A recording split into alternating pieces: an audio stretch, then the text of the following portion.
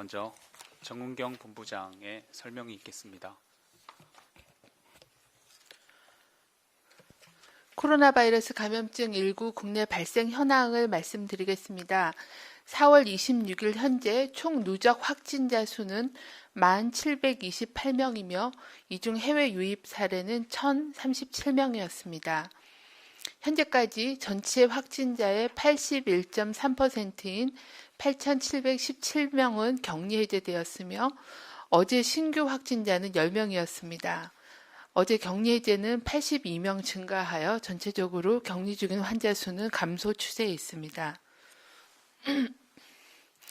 어제는 안타깝게도 2분이 사망하셔서 전체 사망자가 242명으로 증가하였고 치명률은 2.26%였습니다. 고인의 명복을 빌고 유족들에게는 심심한 위로의 말씀을 드립니다. 어제 신규 확진자 10명은 해외에서 유입된 사례가 9명이었고 지역사회에서 발생한 사례는 1명이었습니다. 지역사회에서 발생한 한 명은 대구에서 보고된 사례이고 2세 여아로서 확진자의 접촉자로 현재 감염 경로는 조사가 진행 중에 있습니다. 최근 2주간의 전파 경로는 해외 유입 사례가 57.4%, 해외 유입된 사례하고 관련된 사례가 3.2%로 전체적으로 해외 유입과 관련된 사례가 전체 확진자의 60%를 차지하고 있습니다. 그 밖에 지역사회 감염으로는 지역 집단 발병 사례가 17.6%이고 병원 및 요양병원 관련 사례가 11.6%입니다.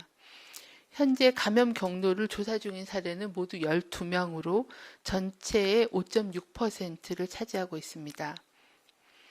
어제 신규로 확인된 해외 유입 사례는 9명이었으며 전체 누적 해외 유입 확진자는 1,037명으로 전체 확진자의 9.6%입니다. 어제 신규로 확인된 9명은 유럽에서 3명, 미주에서 3명, 그리고 기타는 일본, 인도, 아랍에미레이트 등 3명이었습니다. 대구 지역 확진자가 4월 17일부터 4월 18일까지 부산 지역을 방문한 것으로 확인되어 식당 및 숙박시설에 대한 접촉자 조사를 완료하였고 클럽 방문자 및 직원 등 480명에 대해서는 접촉 여부 조사 및 주점과 횟집 내의 접촉자 조사가 진행 중에 있습니다. 경기도 고양시 명지병원에서 격리병원에서 근무하던 의료진 2명이 양성으로 판정되어 격리 조치되고 방역 조치 및 역학 조사가 진행 중에 있습니다. 4월 26일 0시 기준으로 재양성자는 263명으로 바이러스 배양 검사와 재양성자의 접촉자에 대한 추적 관리를 통한 2차 감염 여부를 확인 중에 있습니다. 현재까지 완료된 배양검사 총 6건은 모두 음성이었고 59건에 대해서는 배양검사가 계속 진행 중입니다. 재양성 시기의 노출에 의해 신규로 확진된 2차 전파 사례는 아직까지는 확인된 사례는 없으며 2주간 모니터링이 진행 중에 있습니다. 중앙방역대책본부는 최근 들어 확진자 수는 감소 추세지만 사회적 거리 두기를 느슨히 할 경우에는 수많은 접촉자가 발생하여 확진자 급증으로 이어질 수 있으므로 주의를 당부드립니다. 특히 유흥시설 운영을 최대한 자제할 것을 공고드리고 불가피하게 운영할 경우에는 입구에서의 발열, 호흡기 증상 여부를 확인하고 이용자와 종사자가 모두 마스크를 착용하며 소독 및 환기를 철저히 하는 등 방역 지침을 준수해 주시기 바랍니다. 특히 20대는 전체 확진자 수가 2,940명으로 전체 확진자의 약 27%로 가장 많은 발생을 하고 있는 연령대입니다.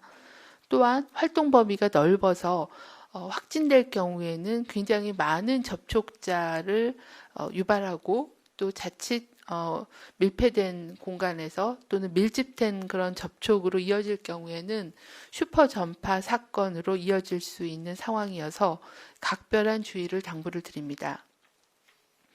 환기가 안 되는 밀폐된 공간 또는 사람이 많이 모이는 곳은 되도록 피하시는 게 좋겠고, 부득이하게 밀집 장소를 방문할 경우에는 2m의 안전거리를 유지하거나 마스크를 착용하며 악수를 하지 않고 손 씻기 철저히 하고 손으로 눈, 코, 입 만지지 않는 등 개인 위생을 철저히 유지해 주실 것을 당부를 드립니다. 의심 증상이 있을 때는 출근 외출을 하지 않으면서 선별진료소에서 진단검사를 받는 것이 중요합니다. 특히 밀폐된 공간에서 밀접한 접촉이 있은 이후 코로나19를 의심할 수 있는 증상이 발생할 경우, 또는 가족이나 직장 내에서 발열, 기침 등의 유증상자가 2~3명 이상 발생한 경우에는 콜센터 또는 관할보건소로 문의하셔서 선별진료소를 통한 조기 검사를 받아주실 것을 당부를 드립니다. 내일부터는 4월의 마지막 한 주가 시작됩니다. 이번 주는 석가탄신일 근로자의 날로 이어지는 황금 연휴가 시작되는 한 주이기도 합니다. 코로나19 유행과 또 긴 기간 동안의 사회적 거리두기로 마음도 위축되고 사회 경제적으로도 어려움이 가중되어 힘든 시기를 보내셨을 거라고 알고 있습니다. 지난주부터는 고강도 사회적 거리두기가 완화되면서 이번 주말에는 종교활동, 야외활동, 여행 등으로 사람 간 접촉이 늘어나고 있어 방역당국 입장에서는 걱정이 앞서는 것이 사실입니다.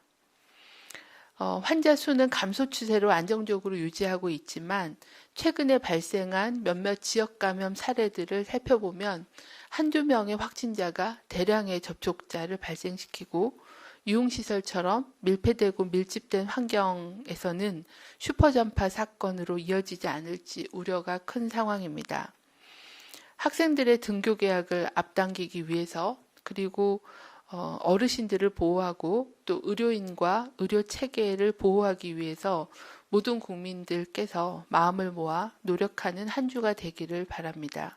특히 사회적 거리두기와 개인위생 수칙 준수를 당부를 드립니다. 특히 젊고 활동적인 청장년층의 적극적인 참여를 부탁을 드립니다.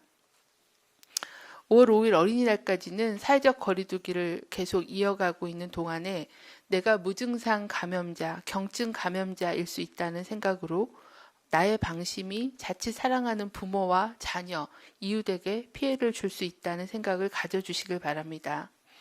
여행을 계획하고 계시다면 자차로 가족 단위의 최소 규모로 이동하고 단체 모임이나 단체 식사는 피해 주시고, 기저질환이 있는 고령의 어르신은 안타깝고 송구하지만 사람 간의 접촉을 자제해 주실 것을 다시 한번 당부드립니다. 네, 지금부터 질의응답 시간 갖도록 하겠습니다. 사전에 질문 주신 3가지 먼저 질문 드리겠습니다. 첫 번째입니다. 완치자 전수검사를 실시한 세종시에서 약 20%가 재확진이 됐는데 재확진 전원이 무증상자였다고 합니다. 세종시 조사에 따르면 현재 격리 해제된 8,717명 중 약 1,700명 정도가 재양성일 가능성이 있다고 생각할 수 있을 것 같은데, 격리 해제자 전원을 증상 유무에 관계없이 재검사를 진행할 계획이 있는지에 대해서 질문했습니다. 네, 현재 재양성 사례의 이유나 전염력에 대해서 저희 방역 당국도 그렇고 국민들께서도 굉장히 관심이 많은 상황이십니다. 현재 격리 해제 후에 재양성된 사유나 아니면은 재양성 사례가 추가적인 전염을 일으킬 수 있는 그런 감염력이 있는지, 그래서 좀 더 엄격한 자가격리나 검사를 해야 될 필요성이 있는지에 대해서는 다양한 방법으로 조사가 진행 중입니다. 조사 결과를 많은 분께서 문의를 하시는데 바이러스 배양 검사나 아니면 또 접촉자들에 대한 2주간의 모니터링 등 시간이 좀 소요되고 있는 그런 상황입니다. 이런 감염력에 대한 평가 결과를 가지고 판단을 할 필요가 있다라고 보고 있습니다. 현재는 격리 해제 후에도 보건교육 등을 통해서 최대한 자가격리, 사람들 간의 접촉을 최소화하고 마스크 착용 등의 개인위생 수칙에 대한 보건교육과 관리를 강화하고 있는 상황이고, 또 유증상자에 대해서는 검사를 하고 조치를 하도록 하는 지침을 유지하고 있습니다. 이 재양성자에 대한 조사 결과에 따라 감염력에 대한 위험도를 판단하고 그에 따라서 전수검사나 아니면은 격리 해제 이후에 관리를 강화하는 거에 대한 지침들에 대해서는 조사 결과를 반영하고 또 전문가들의 의견 수렴을 통해서 보완하도록 그렇게 하겠습니다.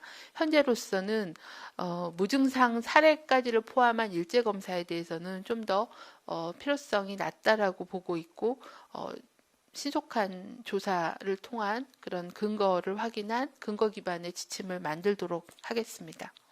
네, 두 번째 질문입니다. 진단검사와 관련된 질문입니다.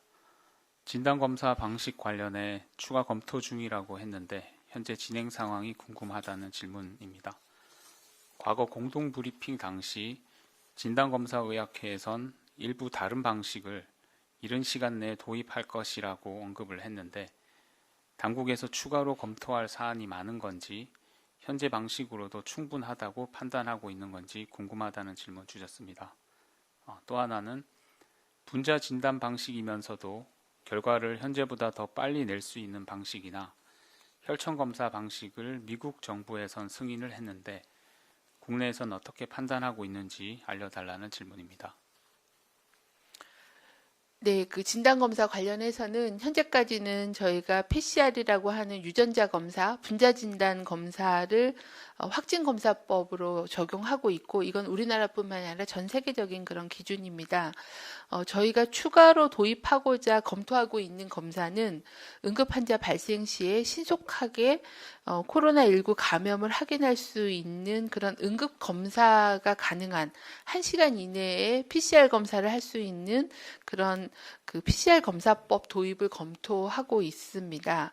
이 부분은 응급 수술을 해야 된다거나 응급으로 분만을 해야 된다거나 아니면 응급실에서 시급하게 처치를 해야 되는 그런 응급 환자들에게만 예외적으로 적용을 하는 걸 검토하고 있고, 이 응급 그 검사가 가능한 PCR 검사법에 대해서는 긴급 사용 승인 방식에 대해서 전문가와 또 식약처하고 계속 검토가 진행 중에 있습니다. 방역 당국 입장에서는 신속한 검사를 위해서 이런 검사법 도입이 필요하다고 판단하고 있고, 신속 긴급 사용 승인이 진행될 수 있게끔 최대한 빨리 검토를 진행할 계획입니다.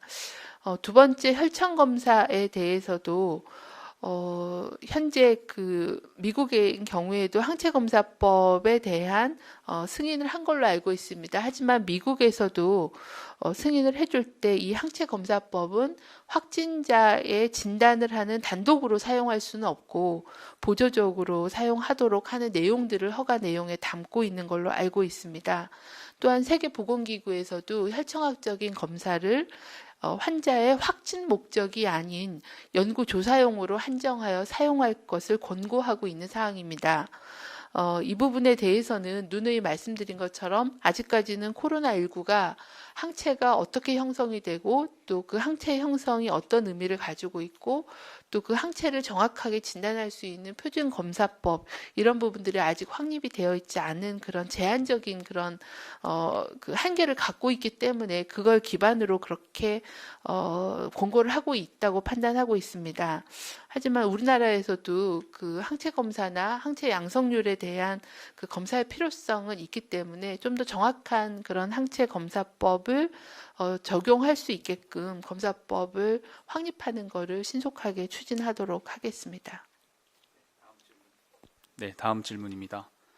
전날 미국 질병관리본부 논문 사이트를 통해 콜센터 역학조사 논문이 공개가 됐습니다. 이 논문을 쓰게 된 이유가 있는지, 혹시 미국 CDC나 다른 나라 방역당국 측에서 공개해달라는 요청이 있었는지, 만일 요청이 없었다면 콜센터 집단 감염을 논문으로 선택한 이유는 무엇인지와 또 해당 논문을 통해 전하고 싶은 메시지가 있다면 무엇인지에 대해서 질문하셨습니다. 네, 코로나19는 신종감염병이기 때문에 저희가 모르고 있는 게 굉장히 많습니다. 그리고 또 방역 조치를 하기 위해서는 꼭 알아야 되는 그런 지식들, 정보들이 있습니다. 그래서 전 세계적으로 코로나19에 대한 다양한 바이러스에 대한 연구, 역학에 대한 연구, 그리고 또 임상적 특성에 대한 연구, 그리고 치료제, 백신, 진단기기에 대한 많은 그런 연구들이 진행되고 또 그런 연구 결과들이 논문의 형태로 전문가들의 검토를 통해서 논문이 발표가 되고 있고 그런 여러 가지 다양한 연구의 결과들을 저희는 또 모아서 여러 가지 지침이나 방역 정책에 활용을 하게 됩니다. 그래서 저희 질병관리본부도 다양한 그런 논문들을 작성을 해서 국내 또는 해외와 공유를 하고 있고 또 이런 주요한 연구 결과나 조사 결과는 브리핑을 통해서 국민들께도 정보를 드리고 있는 그런 상황입니다. 이번에 논문을 쓰게 된 거는 콜센터의 집단 감염 사례에 대한 걸 정리를 해서 전 세계와 공유하기 위한 그런 목적으로 논문을 쓰게 되었습니다.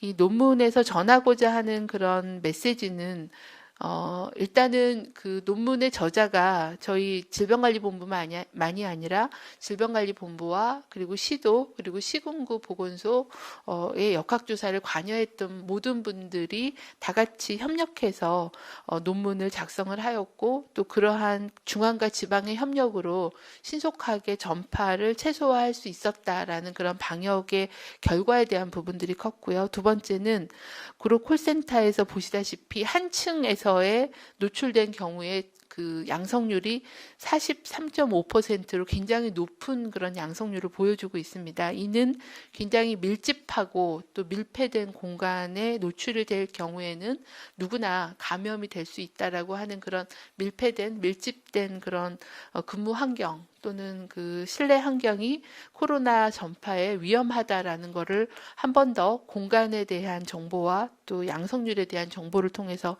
말씀을 드리고자 했습니다. 그리고 또 한 가지 이제 저희가 유심히 조사를 진행하고 있는 거는 무증상 시기에 노출된 사람들이 실제 확진이 얼마나 되는지를 보는 무증상 시기의 전염력에 대한 부분을 여러 집단 발병 사례에서 분석을 하고 있습니다. 콜센터인 경우에는 확진자가 증상이 없는 시기에 노출된 접촉자들이 17명 정도 있었는데 이분들은 모두 모니터 끝날 때까지 양성으로 확인되지 않아서 무증상기에 감염된 사례는 이 콜센터인 경우에는 보고되고 있지는 않았습니다. 하지만 다른 연구들에서는 이런 무증상 또는 증상이 발생하기 전 하루나 이틀 정도의 감염력이 있는 사례들이 보고가 되고 있어서 이 부분에 대해서도 지속적으로 조사 연구가 필요한 그런 상황입니다. 그래서 그런 내용들을 좀 정리를 해서 전문가와 또 국내외와 소통하기 위해서 논문으로 형태로 정리를 해서 보고를 드리게 된 것입니다. 네, 그럼 지금부터는 현장에서 기자님들이 보내주신 질문에 답변하도록 하겠습니다. 역학조사 진행 중인 내용이나 통계와 관련된 수치는 위기소통팀에서 답변 드리겠습니다. 첫 번째 질문입니다. YTN 한영규 기자님 질문입니다. 명지병원 격리병동에 근무하던 간호사 2명이 코로나19에 확진이 됐습니다.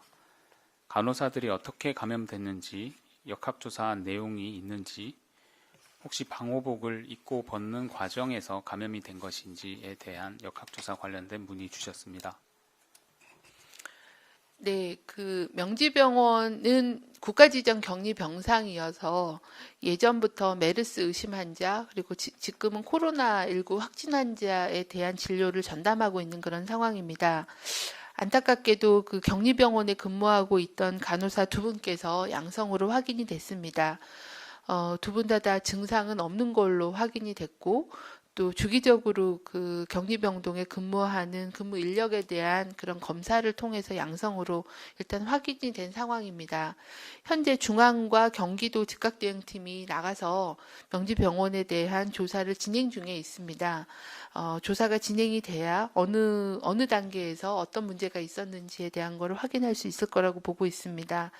다만 이제 확진자라고 알고 근무를 하기 때문에 굉장히 많은 감염 관리에 대한 주의를 기울였을 거라고 생각하고 있습니다. 그런데 가장 저희가 위험하다라고 생각하는 단계는 질문에서도 주신 것처럼 방호복을 개인 보호복을 벗을 때 아마 오염된 그런 그 부분이 노출이 돼서 감염될 위험성을 가장 높게 보고 있습니다. 그래서 저희가 계속 그 개인 보호구를 착탈이하는 것들을 많이 훈련을 하고 있는데 아무래도 그런 부분에 대해서 좀 더 어떤 문제가 있었는지 더 보완할 부분이 무엇인지에 대해서는 조사를 통해서 명지병원과 같이 보완하도록 할 계획입니다. 네, 다음은 코리아 헤럴드 김아린 기자님 질문입니다. 어제 부본부장이 국내에서도 실제 환자 규모가 파악된 확진자 규모보다 당연히 더 클 것이라고 이야기를 했는데 그 격차에 대해 아마 방역당국에서 계산하는 수치가 있을 것 같은데 실제 환자 수가 확진자 수보다 몇 배 정도 더 많을 것으로 추정하고 있는지 구체적인 수치로 답을 해주면 감사하겠다는 질문입니다. 이외에 실제 유행 규모를 파악하기 위해 논의 중인 방안이 있다면 같이 설명해 달라는 질문입니다. 네, 그 이제 뉴욕이나 아니면 유럽에서도 이제 다양한 그런 혈청 검사를 통해서 실제 감염에 노출된 사람들이 얼마인지에 대한 조사를 진행하고 있는 그런 상황입니다. 우리나라는 이제 굉장히 광범위한 사례 조사와 또 검사를 통해서 무증상 내지는 경증의 환자까지도 많이 발견했다라고 생각은 하고 있습니다. 하지만 이 코로나19의 특성 자체가 무증상이나 경증 시에 전염이 되고 또 많은 무증상이나 경증 사례들은 의료기관으로 진료를 받으러 오지 않기 때문에 진단이 안 될 위험성, 가능성들이 있다라고 보고 있습니다. 그래서 그 규모에 대해서는 정확하게 수치로 지금 추정해서 말씀드릴 수 있는 그런 조사 결과는 현재는 없는 상황이고 어느 정도가 실제 노출되고 감염됐는지를 보기 위해서는 우리나라에서도 그 면역조사, 혈청조사, 혈청에 대한 항체 조사를 통해서 몇 퍼센트가 감염에 노출되어 면역을 획득했는지 그런 부분들에 대한 조사를 하고 그 조사 결과를 기반으로 추정을 해야 실제 감염 규모를 확인할 수 있을 거라고 판단하고 있고 그런 그 항체 검사에 대한 거를 기획하고 있는 그런 상황입니다. 하지만 이제 어느 정도 규모를 할지와 또 가장 어려운 거는 정확한 항체 검사 시약이나 항체 검사 법에 대한 부분들이 좀 더 정리가 되어야 이런 조사가 좀 가능한 상황이어서 헌혈 혈액이나 아니면 국민건강 영양조사를 통해서 모아지는 그런 혈청에 대해서는 계속 검체를 모으고 있는 그런 상황이고요. 검사법이 좀 더 정교하게 정리가 되면 우리나라에서도 항체 양성률에 대한 조사를 진행하고 그 결과와 실제 확진된 환자의 규모를 비교해 보면 어느 정도가 노출이 됐는지를 확인을 할 수 있을 것 같습니다. 저희가 이제 그런 항체 검사를 할 때 가장 애로사항이라고 보고 있는 거는 다른 감염병 또는 일반 그런 감기 코로나 바이러스하고의 교차 면역에 대한 부분들이 좀 더 명확하게 정리가 되어야 정확한 항체 양성률을 구할 수 있을 것 같아서 그런 부분들에 대해서는 전문가들하고 계속 검토가 진행 중에 있습니다. 네, 다음은 한겨레 신문 박다혜 기자님 질문입니다. 두 가지입니다. 김강리 차관이 인터뷰에서 해외여행 가능 여부에 대해 백신이나 치료제가 나올 때쯤 가능할 거라고 이야기를 했고 사실상 내년 상반기에 나올 가능성도 희박하다고 답을 했는데 방역당국은 해외여행이 언제부터 가능할 수 있을지 보고 있는지에 대해서 질문하였고 두 번째는 장기전과 2차 대유행을 모두 대비하기 위해 수도권에서 병상과 의료자원을 공동으로 활용하는 방안을 차관께서 설명을 했는데 구체적으로 어떤 방향인지 궁금하고 인플루엔자 감시 체계에 코로나19를 포함하는 방안은 사실상 취소된 것인지 질문을 하였습니다.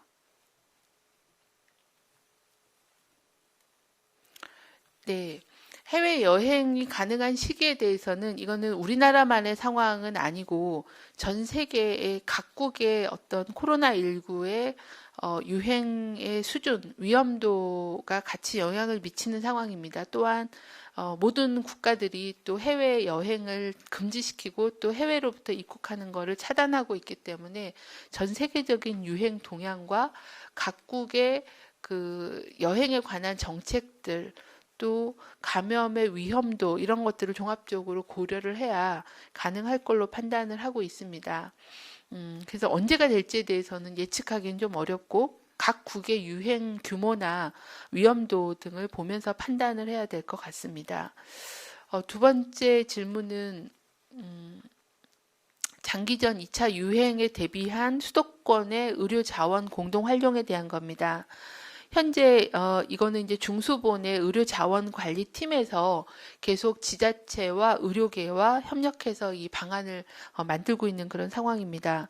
이제 수도권이라고 하면 이제 대구 아니 그 서울, 경기, 인천인 경우에는 각 그 시도별로 보유하고 있는 의료 자원과 인력, 특히 중환자를 진료할 수 있는 중환자실과 중환자 치료 장비, 또 의료 인력들이 다르기 때문에 어느 한 지역에서 생겼을 때는 그 지역의 의료 자원만으로는 감당하기 어려운 그런 의료적인 수요가 발생할 수가 있습니다. 그런 경우에는 그 권역별로 그런 의료 자원을 공유하고 또 각자 가지고 있는 의료 자원들을 최대한 활용할 수 있기 위한 그런 공동 활용하는 그런 체계를 미리 준비하는 그런 의미가 있습니다. 그래서 각 지역별로 보유하고 있는 의료 자원과 또 어느 정도 환자가 발생했을 때는 어떻게 그런 자원들을 공유해서 피해를 최소화할 것인가에 대한 세부적인 실행 계획을 만들고 있는 그런 상황입니다.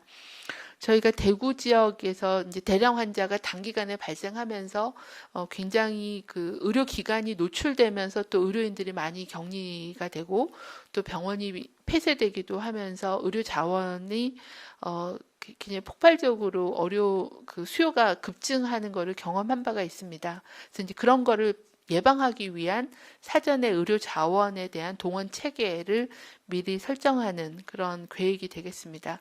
계속 정교하게 더 구체화시키고 있는 그런 단계에 있습니다. 세 번째 인플루엔자 감시 체계에 코로나19를 포함하는 것은 취소된 것은 아니고요. 현재 저희가 이제 여러 가지 다양한 감시 체계를 운영하고 있습니다.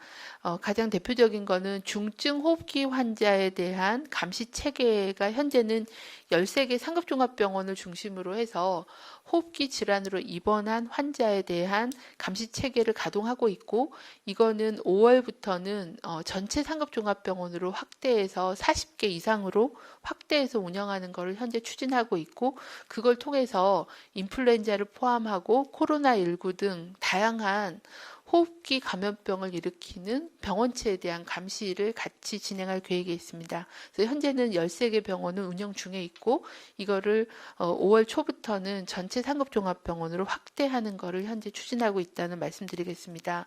또 하나는 이제 외래 경증 환자에 대한 인플루엔자 감시 체계와 코로나19 감시 체계인데요. 현재 인플루엔자 감시 체계는 계속 지속하면서 호흡기 그 증상을 보이는 외래 환자의 분율에 대한 건 감시를 진행을 하고 있고 다만 그 코로나19에 대한 검사들은 이 인플루엔자 감시 체계에 적용하기는 좀 어려운 상황이어서 별도의 그 실험실 기반의 감시 체계를 현재 구축하고 있습니다. 그래서 이 부분도 빠른 시일 내에 가동해서 주로 호흡기 그 증상으로 그 의뢰된 검체에서의 코로나19 양성률 또는 다른 다양한 병원체의 양성률을 같이 볼 수 있는 그런 감시 체계를 확립해서 운영할 계획에 있습니다. 네, 다음은 경향신문 이혜인 기자님 질문입니다. 최근 1일 신규 확진자 수도 적고 어제는 해외 유입이 9명에 지역사회 감염은 1명뿐입니다. 하지만 연일 정부는 2차 웨이브 가능성이 크다, 또 조용한 전파자가 집단 감염의 내관이 될 수 있다고 강조하고 있습니다. 현재 상황에서 집단 감염의 내관이 될 만한 시설 혹은 그룹이 어디라고 보시는지, 진단검사 외에 어떤 방법으로 예방과 관리를 하고 있는지에 대해서 궁금하다는 질문입니다. 네, 예측이 좀 쉽지 않아서 그런 것 같습니다. 이제 저희가 예전에 31번 그 대구 신천지 교회가 발생하기 전에도 계속 그 환자가 며칠간 없었고 또 이게 종료되는 게 아닌가라는 그런 희망적인 그런 낙관도 있었지만 결국은 이제 대규모의 집단 발병으로 이어졌고요. 또 저희가 경험을 한 여러 가지 사건들, 신천지 교회도 그렇고 또 대남병원과 같은 정신병원도 그렇고 현재 진행 중인 대구의 제2미주병원 또는 여러 요양병원들을 사례를 보면 우리나라 국민들이 모두 다 코로나19에 대해서는 항체를 갖고 있지 않고 면역이 없기 때문에 누구나 노출되면 다 양성으로 발병할 수 있다라는 그런 특성이 다른 감염병하고는 이제 좀 다른 신종 감염병인 것 같습니다. 그래서 그런 의미에서 슈퍼 전파 사건이라는 게 언제든지 일어날 수 있고 그런 사건이 일어날 수 있는 조건들은 밀폐된 공간, 또 밀접한 사람들 간의 접촉, 그리고 굉장히 다수가 모이는 밀도가 높은 그런 공간에서의 노출인 경우에는 모두 다 가능하다라고 보고 있습니다. 이제 그러한 실내 밀폐, 다수가 모이고 아주 밀접한 접촉을 하면서 또 비말을 일으키는 그런 행위들을 하는 그런 공간들이 어디일까라고 보면 저희가 많이 경험했던 과거의 집단 발병 사례들을 보면 종교시설이 있었고 또 병원이라는 그런 특히 밀집된 환자들이 입원해 있는 요양병원이나 정신병원이 그랬고 또 콜센터 같은 그런 다수가 밀폐되게 근무하는 그런 근무 공간이라고 하는 사업장도 가능한 상황이고요. 또 최근에 해외 유입하고 연관돼서 발생했던 유흥시설들 이런 경우들이 이제 상당히 가능성이 높은 그런 환경이다라고 보고 있습니다. 그래서 그 부분에 대해서 집중적으로 행정명령을 통해서 예방 관리를 하고 있고 또 사회적 거리두기라는 걸 통해서 전체 규모를 줄이는 한 번에 모이는 사람의 숫자를 줄이고 또 모였을 때는 2m 이상의 물리적인 거리두기를 하는 사회적 거리두기와 물리적 거리두기를 강조하고 있는 게 그런 이유라고 이해를 해주시고 그런 부분들에 적극 동참해 주시면 그 시설을 이용하시는 이용자분들의 노력과 또 그 시설을 운영하시는 그런 종사자, 주체분들의 노력을 통해서 예방 가능하다라고 보고 있습니다. 네, 다음은 대전일보 장중식 기자님 질문입니다. 세종시 보건당국에서는 타 지자체와 달리 완치 후 격리 해제자에 대해서도 2회씩 추가 검사를 하고 있습니다. 시간도 경비도 만만치 않지만 무증상 재양성자에 대한 관리 감독 강화라는 차원입니다. 세종시가 표본이 될 수는 없겠지만 정부 세종청사 내 해양수산부 등 집단 감염이 이루어졌던 지역이고 최초 확진자는 특히 아직까지도 감염 경로를 파악하지 못한 사례입니다. 완치 후 격리 해제자 전원을 할 수는 없겠지만 적어도 집단 감염 경로가 파악된 확진자 또는 완치자만이라도 이 같은 검사가 필요할 것으로 보는데 방역당국의 견해는 어떤지 설명을 부탁하는 질문입니다. 네, 이거는 사전 질문에서도 답변을 드린 사항인 것 같습니다. 세종시의 경우에는 확진자 숫자가 그렇게 많지는 않아서 굉장히 굉장히 관리를 굉장히 강화시켜서 진행하고 있는 상황이고 몇몇 시도에서는 이제 그렇게 진행하고 있는 시도들이 있습니다. 하지만 전국의 모든 그 격리 해제자에게 다 적용을 하기에는 지적하신 것처럼 비용과 또 시간과 또 보건소의 관리 그 노력이 들어가야 되는 그런 상황입니다. 그래서 말씀드린 것처럼 일부 이제 세종시는 저희하고도 같이 공동으로 조사 연구를 같이 하고 있는 그런 상황이어서 좀 더 엄밀한 그런 조사를 진행하고 있고요. 몇몇 조사 대상자에 대한 결과가 나오면 그 결과를 가지고 좀 더 효율적이고 그 비용 효과적인 그런 관리 전략, 관리 수단, 지침들을 만들도록 그렇게 하겠습니다. 현재 저희가 이제 격리 해제된 사람들에 대한 관리도 중요하지만 해외 유입된 사례도 관리를 해야 되고 또 유증상으로 신고된 사람들도 관리를 해야 되고 또 그 요양병원이나 요양시설 같은 그런 또 고위험군들이 계시는 그런 시설들도 관리를 해야 돼서 관리를 해야 되는 그런 범위들이 상당히 넓고 또 자원은 인적 자원과 또 검사의 역량은 한정되어 있어서 어느 부분에 저희의 역량을 집중 투입을 해야 되는지에 대한 우선순위를 고민하면서 지침이나 방침을 정하고 있다라는 그런 말씀을 드립니다. 네, 두 분의 질문 더 받고 마무리하도록 하겠습니다. 뉴시스 임재희 기자님 질문입니다. 세계보건기구에서 항체 형성이 면역의 증거로 보기엔 불충분하다며 항체 형성 이후에도 재감염을 우려하는 내용의 지침을 발표했습니다. 이번 지침에 대해 방역대책본부에선 어떻게 판단하고 앞서 25명 외에 추가로 면역 관련 검사를 어떻게 계획하고 있는지 궁금하다는 질문입니다.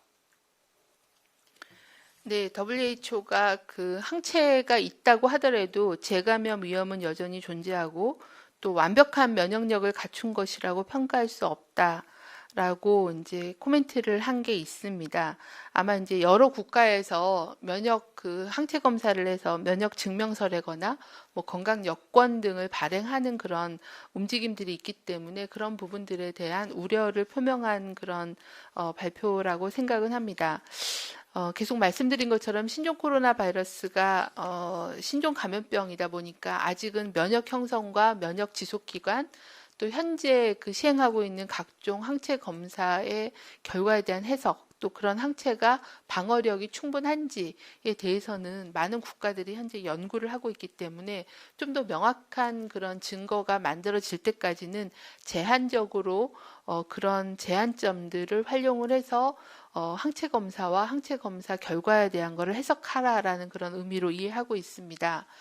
아마 저희도 이제 이런 면역학 연구들을 연구자들하고 같이 진행하고 있습니다. 저희 질병관리본부도 하지만 그 임상 또는 면역학을 하시는 분들도 연구를 같이 진행하고 있어서 이런 연구자 간의 면역 관련된 협의체를 만들어서 정보도 공유하고 또 저희가 환자 관리나 방역 대책에 필요한 그런 면역학적인 그런 조사나 연구에 대한 정보를 좀 정리하는 그런 협의체를 만들어서 운영을 할 계획에 있습니다. 저희도 계속 그 재양성자에 대한 항체 검사 등을 진행하고 있고요. 그리고 또 확진자 중에서도 주기적으로 시기를 두고서 항체가가 어떻게 변하는지에 대한 조사를 다양하게 진행을 하고 있습니다. 그래서 지난번에는 확진자에 대한 항체 검사 결과를 일부 말씀을 드렸고 아직 진행 중에 있고요. 그런 부분들은 25명에 대한 추가적인 더 그 검사도 진행하고 또 일정한 기간을 두고서 항체가가 어떻게 변하는지에 대한 분석도 더 하고요. 그리고 또 그 항체가 양성 나온 환자들의 임상적인 특징이 어땠는지 또는 역학적인 특성이 어땠는지 하는 그런 좀 더 복합적인 그런 분석을 해서 정리가 되는 대로 또 언론과 국민들께 설명을 드리도록 그렇게 하겠습니다. 네, 오늘 마지막 질문입니다. 아주경제 김태림 기자님 질문입니다. 재양성자가 263명 이상 나왔고 현재 배양 검사를 진행 중이라고 했는데 이들에 대한 중화 항체 검사는 따로 진행할 계획은 없는지, 진행하지 않는다면 재양성자에 대해선 배양 검사만을 진행하는 이유가 무엇인지 궁금하다는 질문입니다.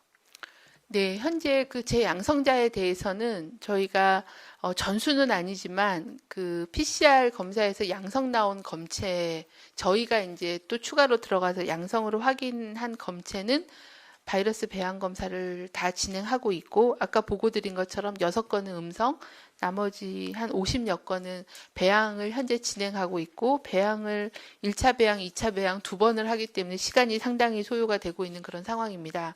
또한 재양성자의 일부에 대해서는 항체 검사를 진행하고 있습니다. 그래서 중화항체 검사를 진행하고 있는데 검체를 저희가 최소한 일주 단위로 2번 정도를 확보를 해서 항체가의 변화를 보고 판단을 해야 되기 때문에 그것도 조금 시간이 소요가 돼서 그 부분들에 대한 게 복합적으로 좀 정리가 되면 조사 결과를 중간중간 말씀을 드리겠습니다.